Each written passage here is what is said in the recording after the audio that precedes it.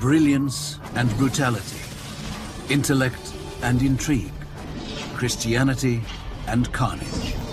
This was Byzantium. They called themselves Romanos, those who continued the traditions of the Roman Empire. Led by rulers who exercised absolute power and architects who pushed beyond Rome's engineering marvels, the Byzantines constructed the ancient world's longest aqueduct, virtually invincible city walls, and a colossal domed cathedral that defied the laws of nature. A church of unprecedented proportions grew up magically. But maintaining the Roman legacy came with a price. He blinded 14,000 men, leaving every 100th man with one eye. For 1,000 years, the Byzantine Empire was the dominant civilization. But its engineering feats would eventually be surpassed as an ancient light was extinguished in the glare of modern warfare.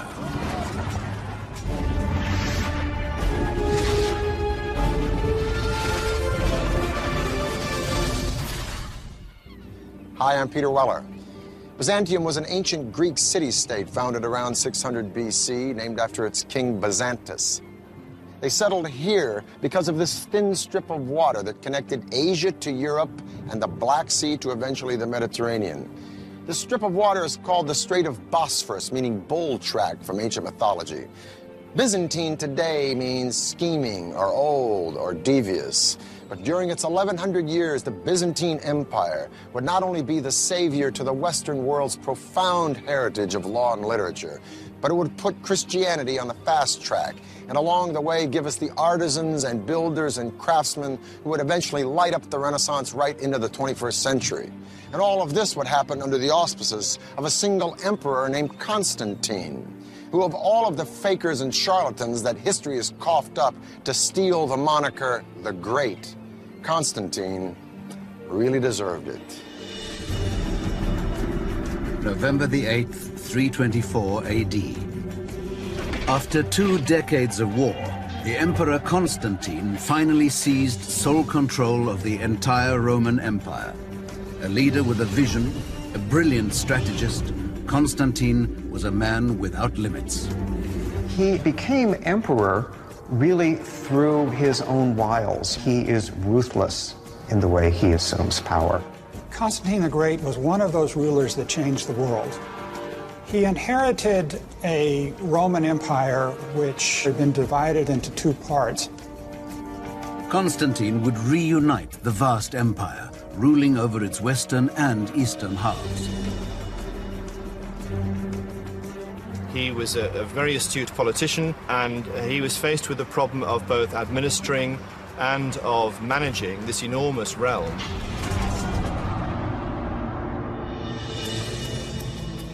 Six weeks after coming to power, Constantine journeyed to the edge of the empire, to a remote spot in modern-day Turkey. Constantine took a spear and traced the outline of the city in the dirt. His entourage was somewhat amazed at the extent to which he intended to build the city. He is said to have commented, "I will go as far as until he who leads me stops." That line would become the boundary of the empire's great new capital, Nova Roma, New Rome. From that outline would rise a glittering city at the heart of a great new empire. The city would come to be known as Constantinopolis, Constantine's city. Constantine effectively shifts the center of the Roman Empire and founds a new center. He was moving away from Rome with its old rivalries, political infighting, vested interests and so forth, to create something quite new which he could mold. Constantine's vision for his new city would be built upon the engineering techniques perfected across the Roman Empire. There was a grand campaign of construction, of building forums, marketplaces, to build the kind of buildings that ancient Rome had. But Constantine's rule would be marked by one major distinction. Unlike any previous emperor, he would harness the power of another leader. His name was Jesus Christ. Christianity is really on the rise. There is a large Christian presence in the empire, and simply recognizing this presence made a good deal of political sense. Constantinople was founded, in effect, as a Christian empire, and Orthodox Christianity was fundamental to its existence.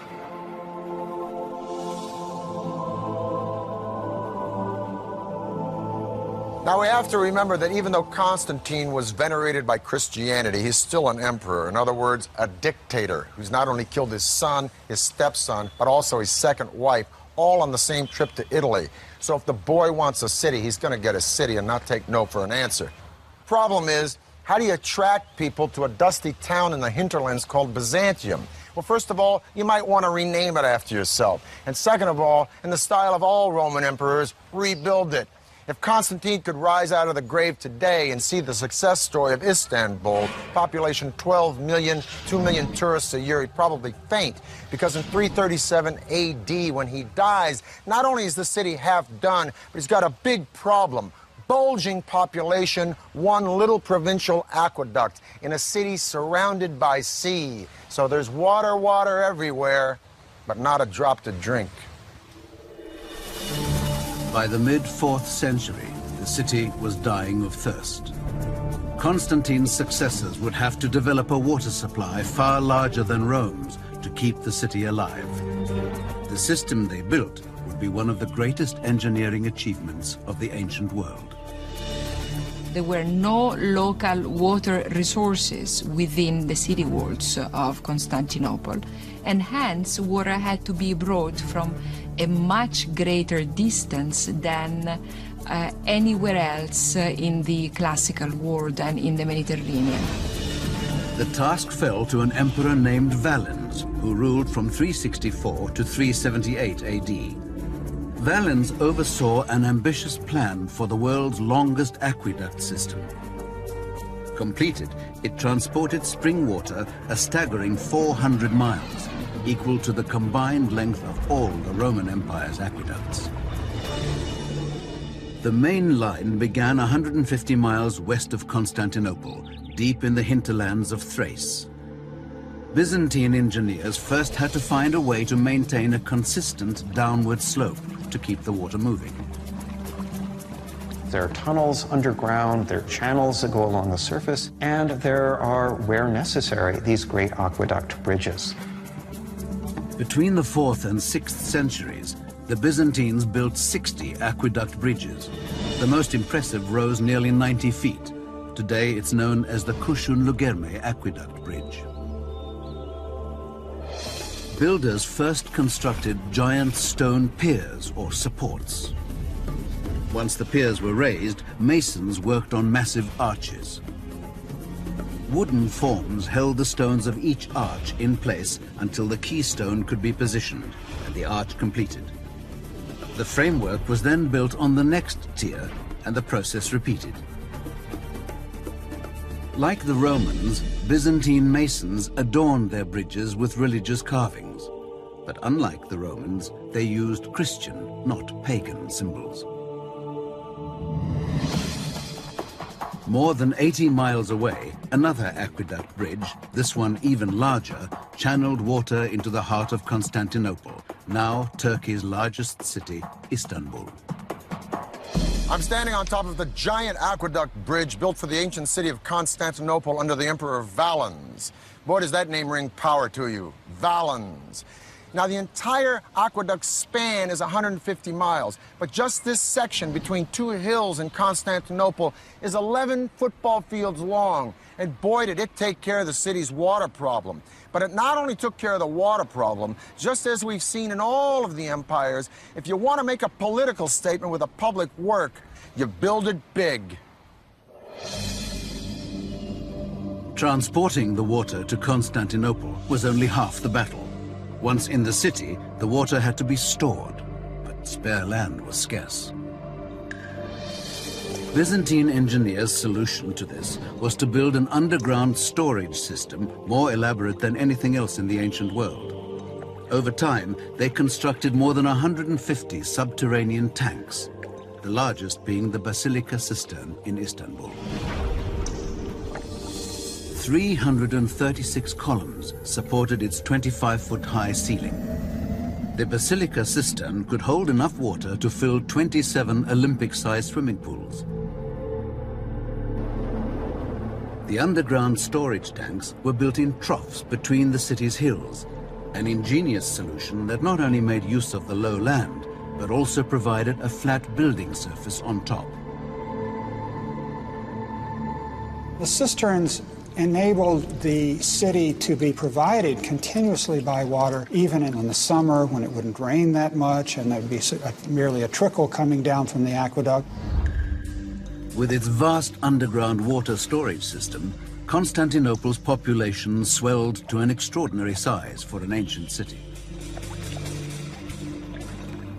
By the end of the 5th century, the population of Constantinople was approaching the 500,000 mark. No other city in Western Europe came even close. It was a city that was legendary, even for people who had never set foot in it.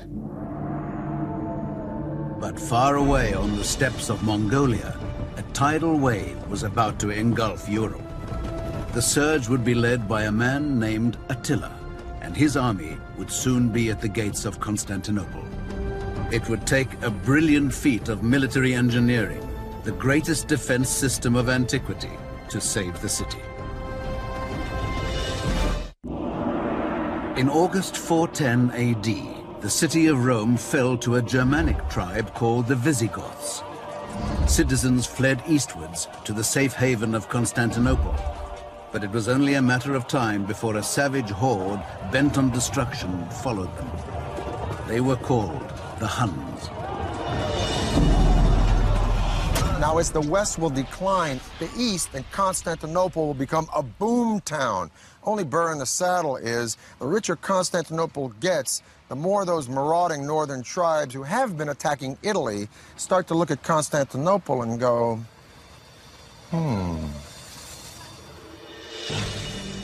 Constantine had put the Byzantine Empire on the map. Now, the Huns sought to wipe it off. The descriptions of them in contemporary texts, which treat them as outlandish, horrible, ugly, beastly people, make it very clear that ordinary people are absolutely terrified of the Huns. But the Byzantines were already prepared. Perched on the tip of a peninsula, Constantinople had strategic advantages over the old capital, Rome, which stood unprotected and exposed.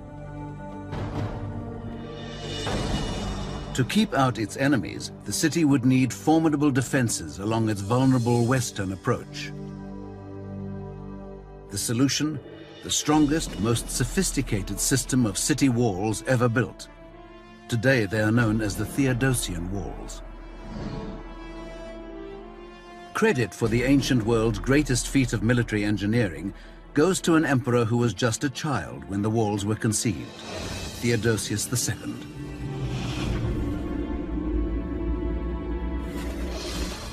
Construction on the city's defenses began when Theodosius was 12 years old. It was his prefect, Anthemius, who was the real mastermind. Romans had been building walls for hundreds of years, but the Byzantine engineers faced an even greater challenge. Constantinople sat on a fault, and earthquakes were a constant problem. They had to build with something that would withstand a tremor. The answer was limestone mortar. In the West, Romans used concrete, which created a mortar of stone-like hardness that is rigid once it sets. Lime mortar has a little bit of give to it, so that it will allow the buildings to settle without significant breakage. The Byzantines' ingenious design used limestone mortar alternated with bands of brick and stone. First, square stone walls were laid and filled in with brick, rubble, and mortar. Then, to bind the layers of stone and mortared rubble together, bands of brick, 5 courses thick, were laid throughout the width of the walls. The hidden advantage of that also is that it provides a certain flexibility against minor earth tremors, because the addition of the brick breaks up the solid face of the wall and allows the wall to absorb shock without shattering. Using this layer technique, the Byzantines constructed a massive line of defense, more than 30 feet high and 16.5 feet deep, interspersed with 96 towers, 60 feet high. But would it be enough to hold back the Huns? General William Tecumseh Sherman said about the Comanche Indians, the best equestrians of latter years, that they'd been on a horse for so long it looked like they didn't know how to walk. Well, the Huns were the granddaddies of the Comanche. They lived, breathed, and died by the horse. They developed the stirrup, which allowed them to stand up in the saddle and sling arrows and swords with a deadly accuracy. They rode from China to India to Europe, plundering and terrorizing, feasting on raw meat, which they tenderized between their thighs as they rode, dressed in the skins of field mice, which they wore until those skins rotted off. Let me put it this way. Attila and the Huns gave a new meaning to the word fierce. He was very good at what he did. He was very good at raping and pillaging and breaking down the defenses of the Roman Empire. In the first 7 years of his reign, much of Europe fell to Attila and his Huns. Despite repeated attempts, Attila had yet to capture Constantinople. But in 447 AD, a series of catastrophic earthquakes rocked the city, far worse than anything Byzantine engineers had anticipated. It was the opportunity Attila had been waiting for. 57 towers were leveled by the tremors, leaving the city open and unprotected. Attila's army was once more on the march, threatening Constantinople. From the rubble, Emperor Theodosius rallied the city's people to help not only rebuild the defenses, but make them even more formidable than before. With the Hun army fast approaching, thousands of citizens had only weeks to repair walls that had taken years to build. The Byzantines took no chances. The new and improved Theodosian walls now incorporated a triple line of defense. There must have been an enormous amount of planning, a lot of engineering skill. For its period, it was the most complex and expensive defensive system in the world outside of China. The first hurdle, a giant moat. Beyond that, an outer terrace. Then a new outer wall, 10 feet high and 6.5 feet thick. The final and by far the most impressive line of defense was the original massive inner wall, completely rebuilt and anchored by its 96 giant towers. Each tower is its own individual little castle. So to conquer the walls of the city, it would mean penetrating the moat, the outer walls, the inner wall, 3 lines of defense, and then conquering all of these individual castles one by one. It's an extremely clever system. All the angles, all the possibilities for the technology of the time are covered. The work was completed just in time. Attila's scouts crested a hill only to see the formidable fortress of Constantinople. Attila would never breach the Byzantines' capital city. The city was secure because of its walls. There are any number of times in the history of the Byzantine Empire where attackers get as far as the walls of the city, but they can go no further. For 1,000 years, the Byzantine Empire would be saved by its city walls, from the Huns and Arabs to the Russians and Turks. The survival of Constantinople for as long as it did survive was very much due to the fact that it was a walled city which was almost impregnable. With the completion of its land barrier, Byzantine engineers turned their attention to waterborne threats. Their solution was ingenious and highly effective. One of the biggest chains ever built. Byzantine blacksmiths first forged a massive iron chain. An estimated 750 links, each measuring 2 feet, floated on logs, enabling the Byzantine navy to drag the chain across the Golden Horn and cut off the harbor. Finally protected from its enemies, Constantinople reaped enormous financial benefits. The walls of Constantinople were so thick and so large and so successful because they had to be. Constantinople was extremely rich, and it's like a bank with a very significant vault. It was the richest city in the world.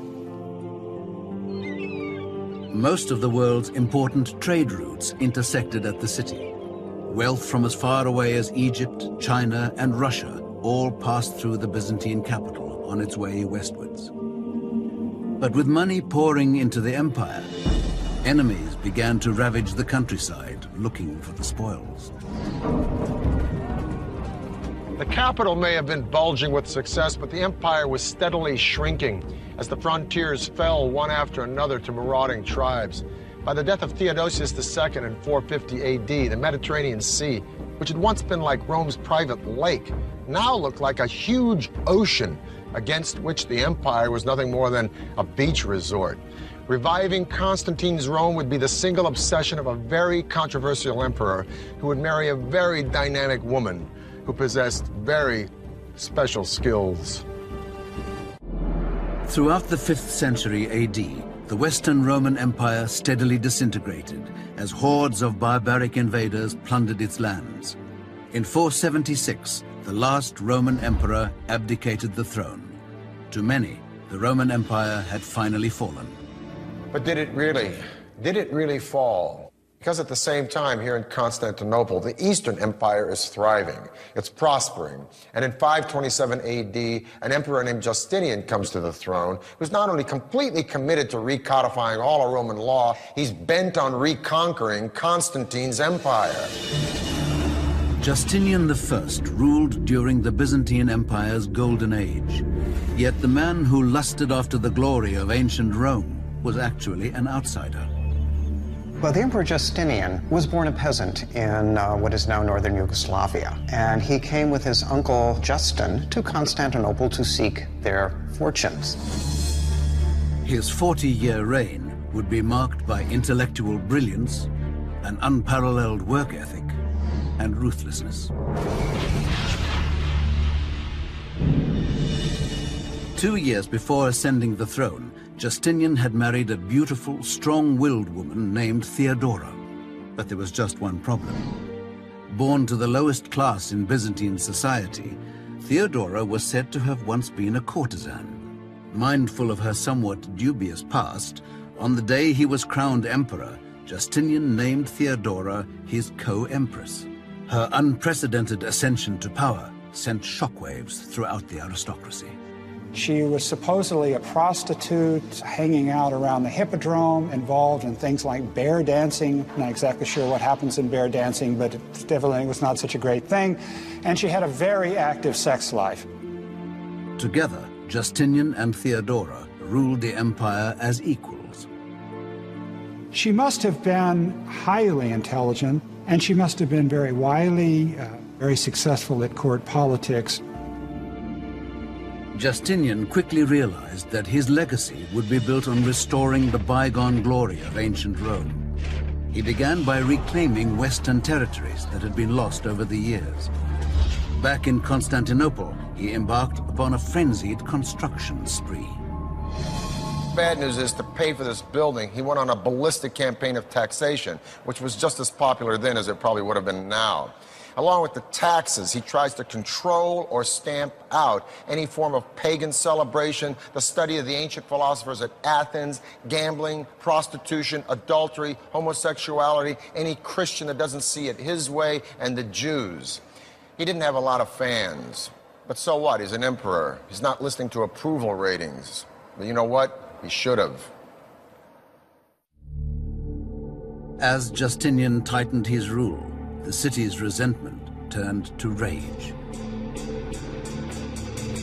To voice their anger, the Byzantine masses took to the hippodrome.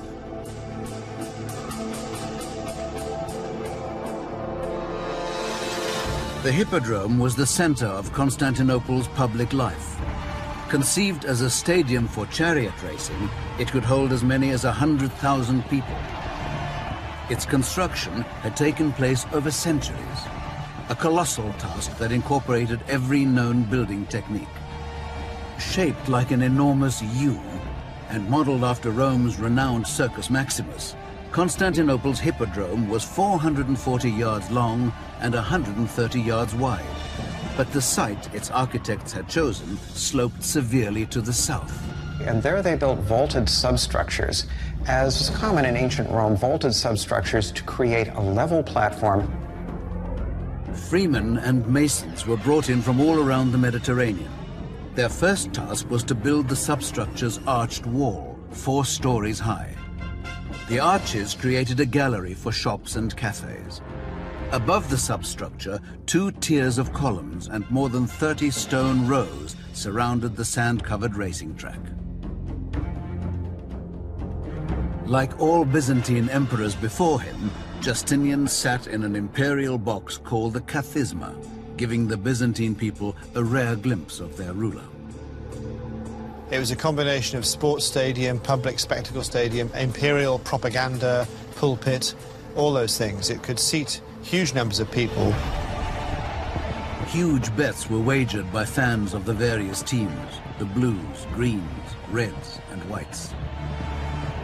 They were like political factions in our world, and so disputes over soccer results as today, or disputes over chariot races, could take on a significant political dimension in Byzantium. The Hippodrome was one of the architectural glories of Constantinople. But in 532 AD, it became the site of one of the most brutal acts by an emperor against his people. One day in early January, Justinian, by now deeply unpopular thanks to his harsh policies and heavy taxes, appeared before a raucous crowd at the Hippodrome.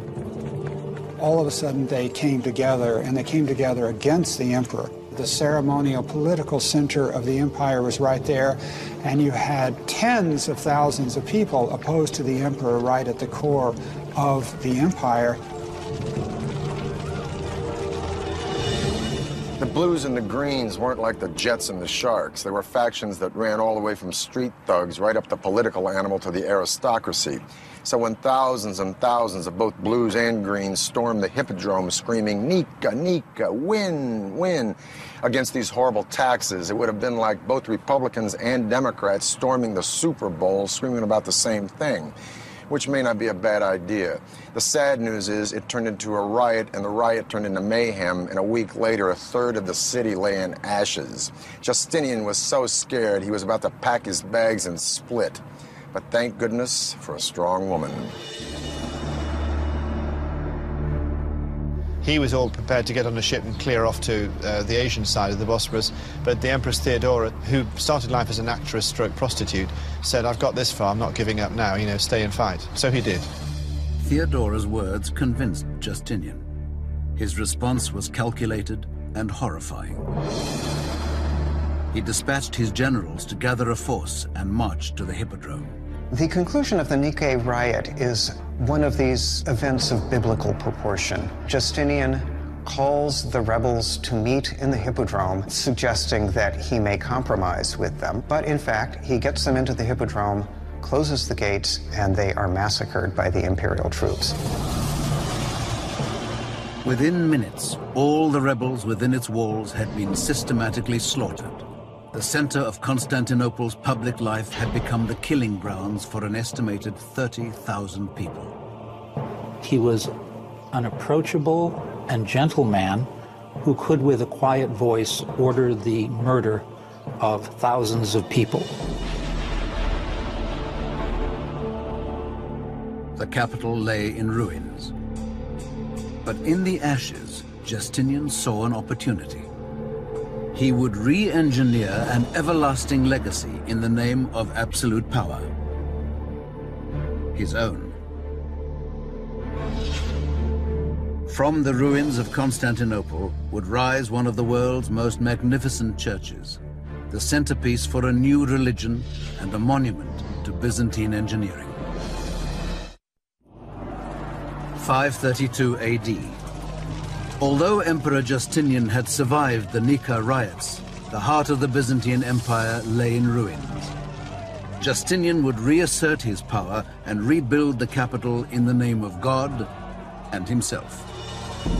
What Justinian did after his imperial army put down the riot was to immediately begin to refurbish the city and proclaim to the citizens that he was in control and that everything was right in the Roman Empire.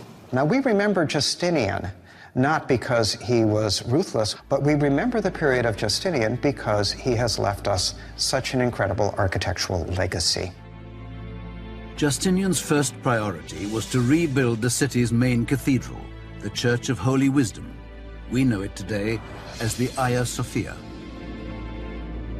Justinian appointed two Byzantine architects, Isidorus and Anthemius, to design the church. Both were professors of mathematics and physics, skilled in theory, but with no real construction experience.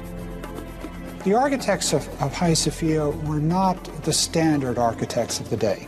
They, for better or worse, were professors. We professors sometimes don't have the most sound practical knowledge.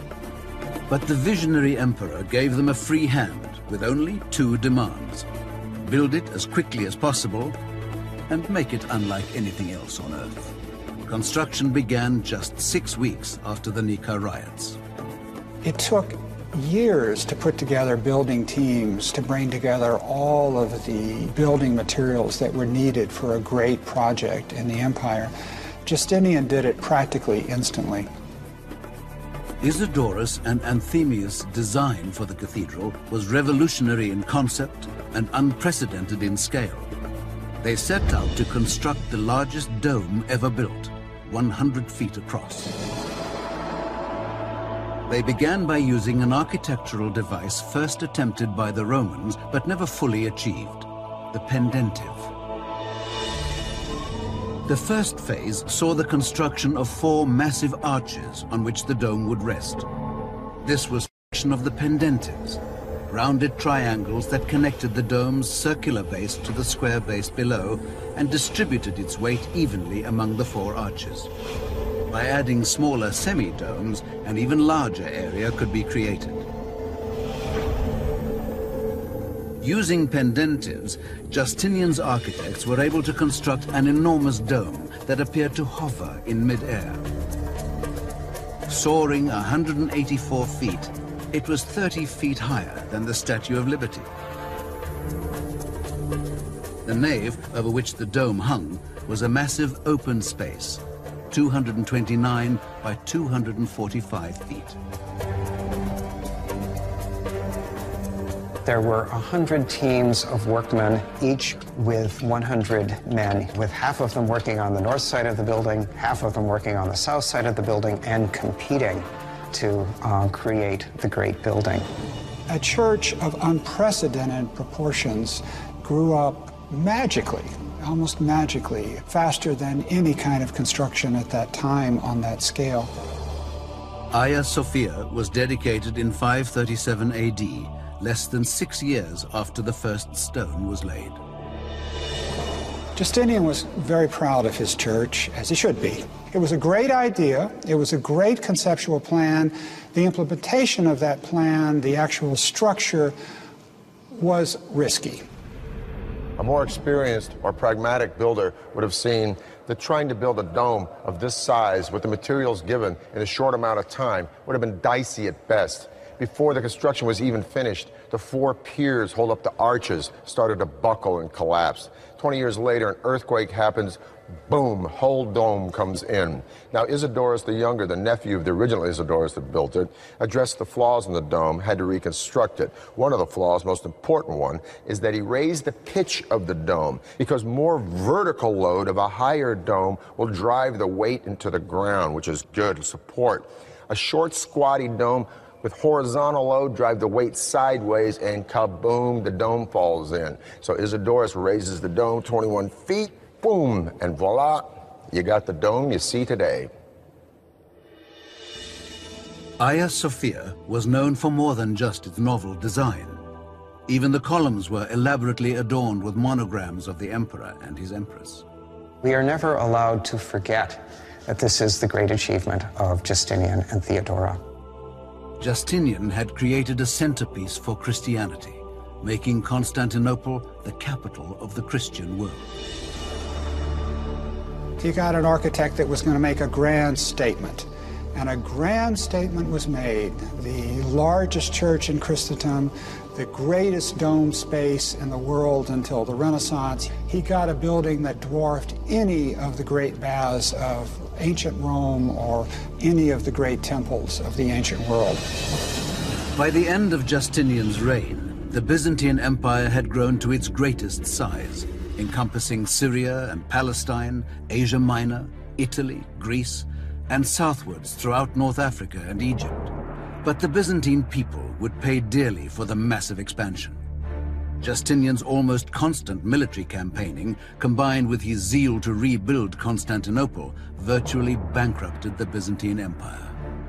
The empire really never recovers from the megalomania of Justinian.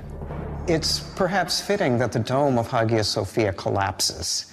It's as if Justinian, as he is overextending the political boundaries of the empire, he's also overextending the architecture as well. The year is 1000 AD, the end of the first millennium of the Common Era. The force of Europe now lies in the north, with France and Germany and the Holy Roman Empire. While here in Constantinople in the east, the Byzantines have survived wars with Visigoths, Persians, Avars, and Arabs, and weathered a very disheartening period in the 700s called iconoclasm, where they have smashed most of their art. But the Byzantines are on the rebound now, and by 1014 they are poised to reconquer the entire Balkan Peninsula from the Danube River all the way to Greece. At the helm of the Byzantines' resurgence was Basil II. A man of the people, Basil was the most brilliant military mind the Byzantines ever produced. He was an emperor that did not sit back and enjoy the luxuries of the palace.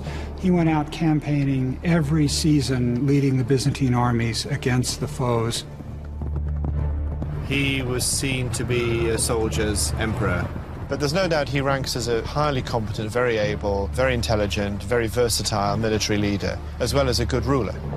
Basil's greatest enemy was Tsar Samuel, the ruler of Bulgaria, a Slavic kingdom vying for control of the Balkan Peninsula. In 986, a decade into his reign, Basil suffered a devastating defeat at the hands of Samuel's army. The first time he marched north, he was only 18, I think. He might have been a bit younger. And he walked into an ambush, basically. Humiliated, Basil swore revenge on the Bulgarian nation, a revenge that would take 25 years to unfold. In the meantime, his defeat spurred his Byzantine rivals into action.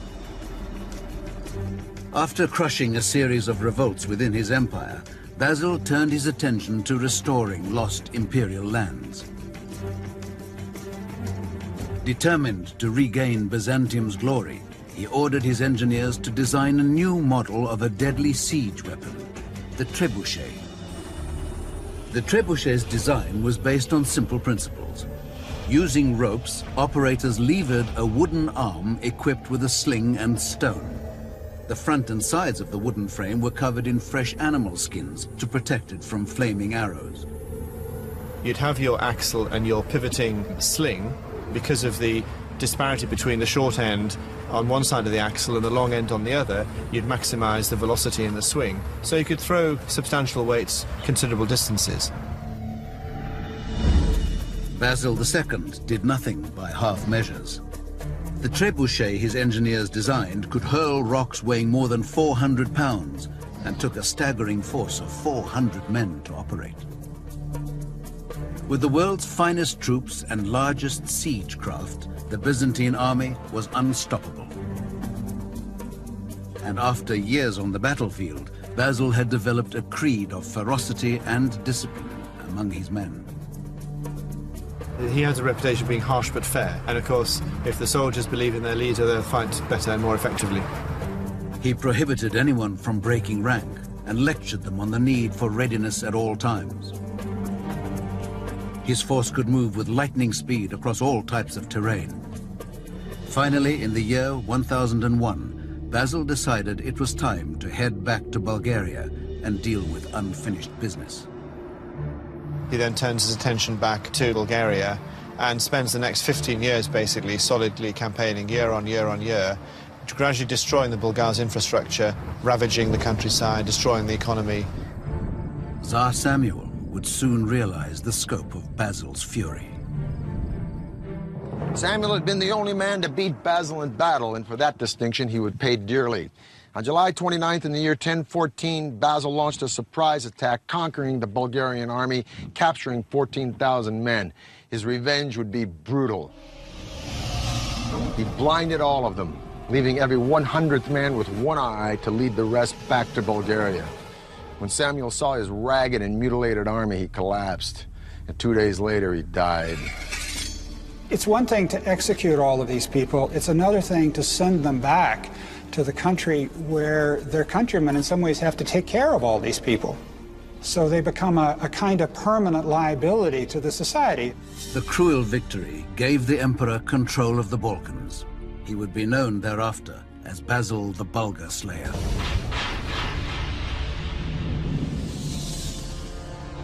In 1025 AD, when Basil died, the Byzantines were at the pinnacle of their power, but the empire was left rudderless and vulnerable to struggles within. In subsequent times, the empire needed a great general like Basil II. They didn't have one. In 1453, the Ottomans unleashed a new weapon against Constantinople's mighty walls. Unfortunately, brick and stone were no match for cannon fire. Gunpowder and cannon changed the rules of war. Byzantium, Constantinople was built for a system of fighting that was obsolete by the 15th century. After 1,100 years, the city's fortified walls were finally breached. Constantinople was now Istanbul. The Byzantine Empire had ended, but the strength of its spirit was such that the power of the fallen empire is still felt today in literature, art, and feats of engineering. Even after its fall, Constantinople remained one of the most powerful cities in Eastern Europe. What's fascinating about the Byzantine Empire is we tend to talk about empires in terms of their political might. With the Byzantine Empire, we have to understand it as a cultural power. It was a highly sophisticated intellectual culture. The Greek monks, Greek priests were interested in ancient literature. They preserved ancient text. It is often said that the fall of Constantinople, with the books going to the West, is what aided in the birth of the Renaissance.